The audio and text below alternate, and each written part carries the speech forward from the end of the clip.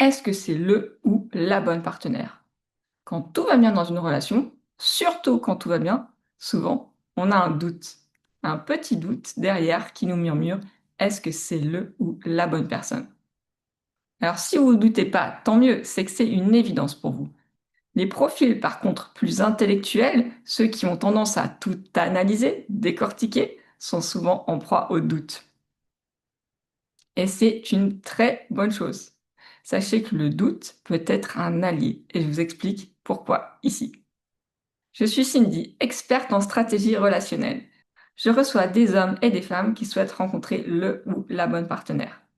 Et vous retrouvez les articles et des vidéos sur le site internet evol-love.com et la chaîne vidéo au même nom.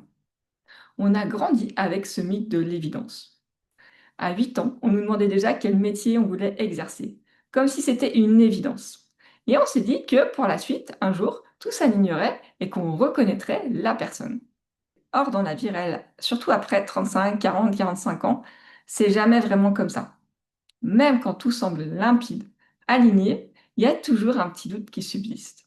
Notamment au moment où on doit s'investir plus, s'exposer plus, s'engager plus sincèrement, plus profondément dans une relation. Il y a ce petit murmure à l'intérieur qui nous met des freins. Est-ce que c'est lui? Est-ce que c'est elle? Est-ce que je vais plus loin? Oui ou non? Ce n'est pas un bug du système, c'est en fait la marque surtout de ceux pour qui des mots, l'engagement signifie quelque chose. C'est des personnes qui sont souvent très fiables et aussi très lucides sur les incertitudes que nous propose l'avenir. Donc ces personnes-là, ils doutent souvent plus que les autres. Alors qu'est-ce que le doute finalement? À 25 ans, ça ressemble comme un frisson. L'inconnu, on se pose des questions, on hésite, on avance et la vie corrigera petit à petit. Quand on arrive à 40, 45, 50 ans, 60 ans, le doute a une autre forme.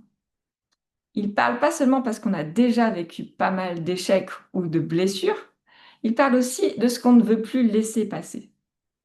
On a appris des expériences. Donc on doute parce qu'un lien dans un couple, ça engage désormais aussi tout ce qu'on a construit. Ça engage notre territoire de vie, ce que j'appelle l'espace de vie que l'on s'est construit, un niveau de liberté, potentiellement une famille, des enfants, des engagements, une énergie mentale et physique qui est immense. Donc c'est un réel investissement. Quand on doute de savoir si c'est le ou la bonne partenaire, c'est presque sain. Si cette personne, avec ce caractère, cette ville-là, cette histoire-là, nous correspond réellement. C'est un questionnement qui nous oblige à regarder la personne en face et pas seulement juste le frisson de la rencontre. Donc ça aide à nous poser et à nous positionner dans la relation. Donc ce doute-là, c'est notre allié, c'est notre boussole. On verra comment l'utiliser ensuite. Par contre, il y a un autre type de doute. Le doute qui ne descend lui jamais. Quand vous commencez à être en relation avec quelqu'un et que ce doute, il est rémanent, il est persistant, il est en continu. Il ne vient pas seulement uniquement des expériences passées qui nous ont marqués, il signale surtout autre chose des fois. Si ce doute il est vraiment persistant et qu'il vous habite en continu, c'est peut-être qu'au fond, il y a une partie de vous qui pense que cette alliance, elle ne tiendra pas sur la distance, que cette alliance, elle ne vous permet pas de vous expandre réellement.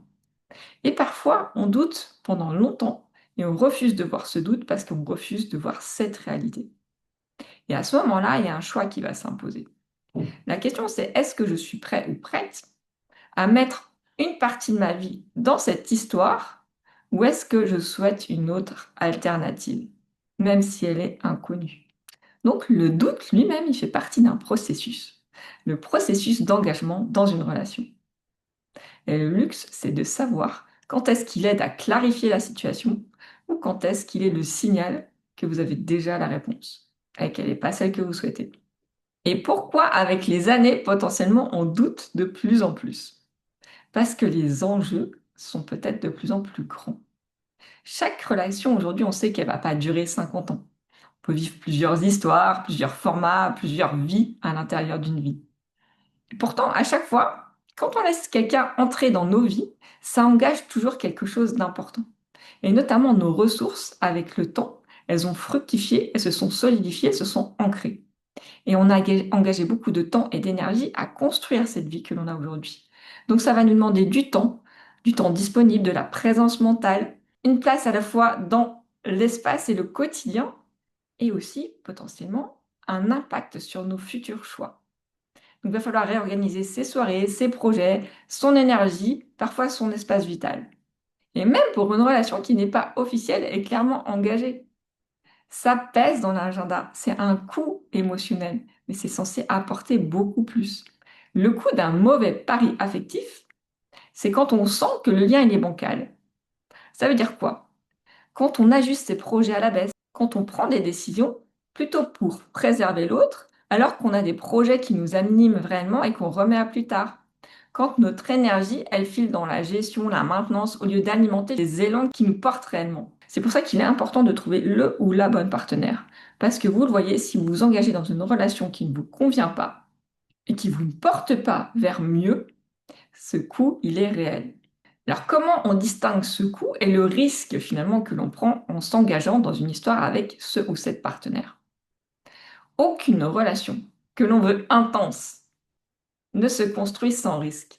Le risque, c'est ce petit piment à l'intérieur du couple. Donc, c'est important qu'on ait toujours une sorte de petite tension. Mais à quel moment le risque et le doute se parlent? En fait, le doute, il joue un rôle précis. Il va calibrer le niveau de risque acceptable. Un risque à impact positif, on sent que la relation, elle va énergiser le couple, elle va vous énergiser. Le risque, il est excitant. Il y a certaines zones de confort qui vont sauter. On va aimer se challenger et se dépasser. Et il y a une partie de nous qui va se révéler au contact de l'autre. Le risque, il va nous pousser en avant, pousser à nous dépasser.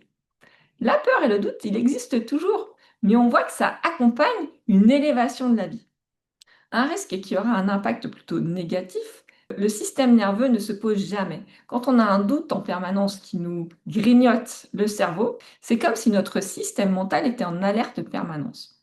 On surveille, on anticipe, on corrige, bref, la pression à long terme, elle n'est pas tenable.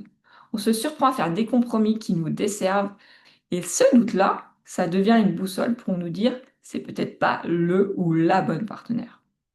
La question que je vous invite à vous poser, c'est quel risque je prends vraiment avec cette personne?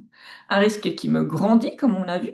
Donc ce doute, c'est un allié. Il va aider à clarifier, à rester peut-être dans cette relation, à avancer encore plus, réorienter la relation peut-être, ou soit en sortir tout simplement. On se pose plus cette question de savoir est-ce que c'est la bonne personne pour toujours? Finalement, ça n'a pas tellement d'importance. Aujourd'hui, on a plusieurs vies. La question importante, c'est qu'est-ce que cette relation m'apporte? Ici, maintenant et demain. Quelques repères concrets par rapport à votre trajectoire, donc à vos projets qui vous animent. Depuis que cette personne elle est entrée dans votre vie, vos projets, est-ce qu'ils se dessinent plus clairement? Est-ce que ça a ouvert la porte à d'autres possibilités? Est-ce que vous vous rapprochez de vos envies profondes? Par rapport à vous-même, est-ce que vous vous sentez que vous vous traitez mieux? Vous êtes une meilleure version de vous-même au quotidien? Ça vous pousse vers le haut? Votre énergie, cette relation, est-ce qu'elle vous donne de l'énergie? Est-ce qu'elle vous énergise? Est-ce qu'elle vous porte? Est-ce qu'elle vous transporte? Ou est-ce qu'au contraire, est-ce qu'elle vous vide? Même en répondant à ces questions, il est possible que le doute ne disparaisse jamais complètement. Après, quand on s'engage dans une voie, qu'on prend une décision, le doute, il se tait souvent. Mais le doute, le risque, est une partie inhérente de la relation. Douter de temps en temps, prendre des risques aussi, c'est ce qui crée une tension à l'intérieur de la relation. Et cette tension, c'est important de la garder vivante à l'intérieur d'un couple, mais une tension qui vous porte et qui porte l'autre toujours plus haut. Le but ici, ça va être de trancher concrètement, sereinement, pour prendre conscience et ajuster le format du lien. Donc, continuer, réorienter, sortir de la relation. Donc, quand on arrive à 40 ans passés, qu'on s'est engagé dans une vie qui est construite, qui est solide, on sait aussi que le choix du ou de la partenaire, même si c'est temporaire, même si c'est quelque temps, ça va demander de la présence, de l'énergie, du temps dans l'agenda, peut-être aussi dans l'espace, peut-être des compromis. Et le fait d'avoir le doute dans ce jeu va permettre de clarifier, de savoir si vous avez envie de continuer avec ce ou cette partenaire. L'idée ici, ça va être de danser avec le doute, danser avec le risque, danser avec cette tension, savoir l'ajuster correctement au rythme, aux envies. Le doute fait partie du jeu, ça fait partie de la règle du jeu. Dans la tension, la séduction, la relation, ce doute, cette tension doit toujours rester vivante, mais dans le positif. Quand le doute tourne en rond, quand l'énergie descend, Quand la trajectoire se rétrécit, alors c'est le signe que cette relation, elle est peut-être amenée à s'arrêter ou à être réorientée. La seule chose qui est importante, c'est le temps. Le temps est la ressource la plus rare et qu'aucun lien tiède ou qui ne vous convient pas ne mérite que vous investissiez votre vie dedans. Je suis Cindy, vous pouvez me retrouver en rendez-vous privé, vous cliquez sur le déclic en dessous et je crée un sommet pour les femmes irrésistibles. Incarner la femme que l'on n'oublie pas, vous avez toutes les infos en barre de description et si vous voulez me retrouver, vous cliquez pour un rendez-vous. À très bientôt.